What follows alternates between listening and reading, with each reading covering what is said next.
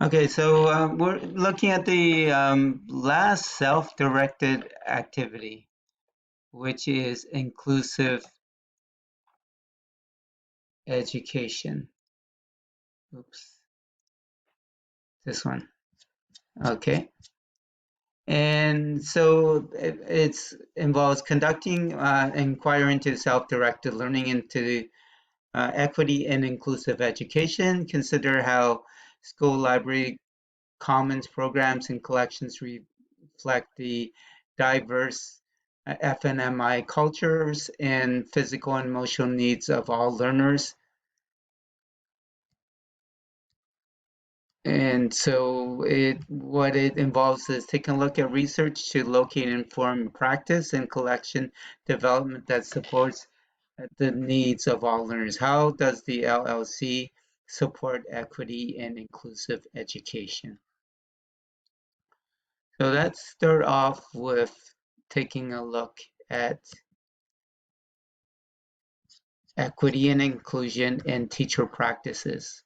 So what we need to do is, as uh, teacher librarians, foster equity and social justice in the book collection. So questions that we need to really think deeply about is there obvious or hidden bias? Whose voice is being heard and whose voice is being left out? How are power and oppression addressed, and are we reinforcing a stereotype or single story? And so a really powerful video that I that had a real big impact on me is this danger of a single story. And in this TED Talk, it really reminds us that it's important that we as teacher librarians send to learners in text that we select and celebrate that there is a danger to giving only a single story version of the world among us. So the library, the LLC, it allows us to wonder, to glimpse into other lives, into other religions, experiences, the hopes and dreams and strivings of all human beings, and it's it opens our eyes and hearts to the world beyond our front doors. That is one of our best hopes against tyranny, xenophobia, hopelessness, despair, anarchy, and ignorance. And this is by a quote from Bray. And so when we're creating an equity-based environment, we can do this through decor and language. So what we need to think about is our space in the LLC authentically inviting to all who enter? Does the space reflect a wide range of learning needs and opportunities? And can students change and adapt the space to meet their evolving learning needs? So upon learning, entering the space, would others be able to identify our values and beliefs about how children learn and whose needs are being met? Make sure that we're meeting the needs of our kids and not focusing on ourselves. So when we discuss the place space, do we use language that clearly identifies student voice and ownership at the center of our planning and practice?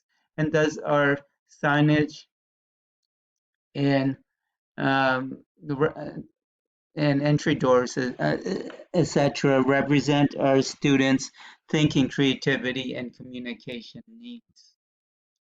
So what we need to do is also embed equity and scheduling in our scheduling and routine. So what we need to think about is how do we make the LLC truly open to all learners and learning needs? And making sure that the technology access model helps us level the playing field for all students so they have the tools required for 21st century learning. And how can we support collaborative instruction, making sure that we're keeping student interest at the center? And what structures do we have in place to make sure that there's this love of reading and development of literacy skills? So are we scheduling, or is our scheduling methods and other routines designed for adult convenience, or are we really trying to encourage independence in our learners? Is there flexibility to meet changing learning needs, and making this a foundation, the structures in place. So let's look at this in action. So what that means as a teacher librarian, we need to be intentional in our critical collection building. We have to make sure there's free flow access to the library for all learners, and that there's multilingual student created signage and dual language text. It's important that we get involved in activities such as a student-led social justice club and in partnership with the community. An example would be with the Right to Play Canada. The LLC needs to get involved in school initiatives and large-scale events such as Orange Shirt Day, Black History Month, Day of Pink, Asian Heritage Month, Pride, and more. And so we can make sure like we have that in our displays in our library when we're celebrating, these diverse events, and making sure that we have numerous staff inquiry-based PD, making sure that we have multiple anti-bullying initiatives and mental health initiatives, and open learning makerspace initiatives. What's also important is equitable access, and so making sure that there's that given the rapidly changing realities of wide and growing range of online media, information source and communication technologies, that there is a regular analysis of our library program. So as teacher librarians, we really need to reflect on this.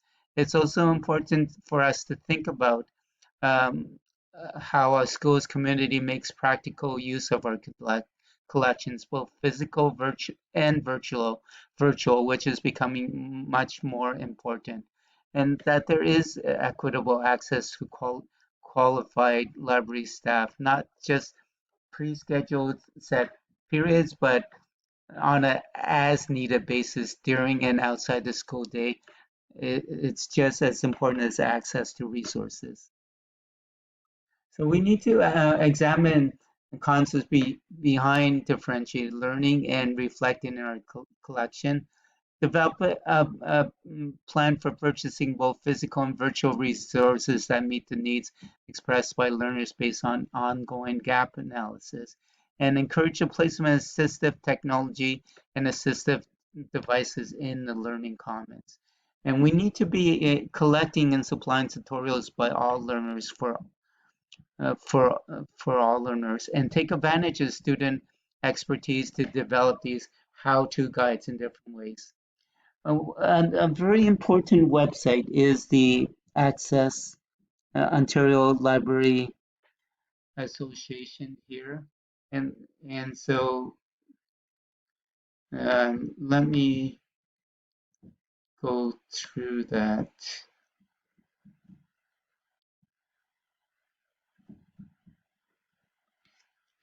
And so together for learning, and so it's important to go through this, and it has a good discussion about how the learning commons can deal with the equity issues that we just discussed, and that was an important source of material when I was developing this. What we discussed earlier too was the whole issue of FMMI, and is examining that in the library. And what this involves is um, being there supportive for you know a professional learning community and professional development. So what I want to do is go through some resources. There's so many resources, but I want to go through some of them. And so one of them is The Broken Flute, the Native Experience in Books for Children. And so this is a collection for teachers. It fills with essays criticizing student children's books and their portrayal of Native American culture. And Essays in this book help to broaden understanding of native cultures. There's also Indigenous, Immigrant, Inclusive, three perspectives on diversity.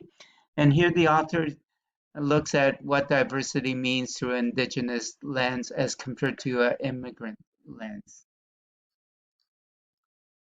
Other great sources that I want to just identify are integrating Aboriginal perspectives into curricula. And this is a resource for curriculum developers, teachers, and administrators. And from this website, it's it assists curriculum developers and educators to integrate Aboriginal perspectives into new and existing curricula. And in in within the various curricula taught in classrooms, right? And let me identify one more before I conclude. So, the top 5 Indigenous resources for teachers. So, over the past year, there has been increased awareness in general of First Nation issues across Canada. So it's important that we're adding more Indigenous programming into our classroom and literacy program. And so this resource it's the top 5 list of Ningwak we learning press resources and to help help educators get started. So let me just conclude the present there, and I hope this was helpful. Oops.